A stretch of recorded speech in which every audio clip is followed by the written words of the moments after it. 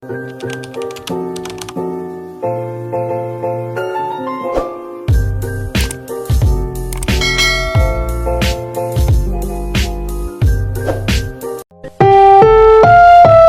susunod na programa ay rated PG. Patnubay at gabay ng magulang ay kailangan sa mga batang manonood. Napakaganda ng mensahe niya.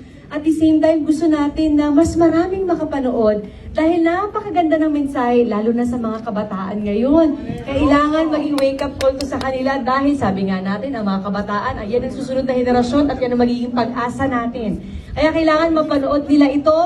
At sabi ko nga sa pagmamahal ni Teacher Emmy, na ilaban ni Teacher Emmy na bigyan ng special rate ang mga teachers and students.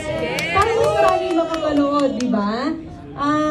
Yun lang, taos puso ko nagpapasalamat. Actually, itong ginagawa kong pagpunta sa inyo, katiting na pasasalamat lang ito sa effort ninyo, sa magandang reviews ninyo.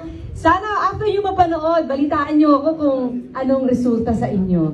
Pero may isa lang akong hiling.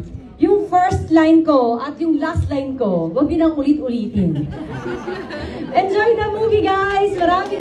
Meron po akong gift, hindi po siya labubo, pero pwede niyo Ay, maganda yan, Miss Maria. This handmade po ako po. Oh, wow! Thank you! Customize my name yan yung Miss Maria. Meaning po kayo sa likod.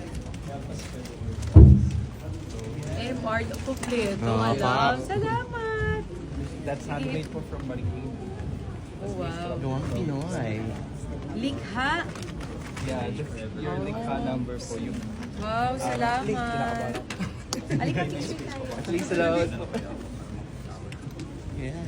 Naka-share.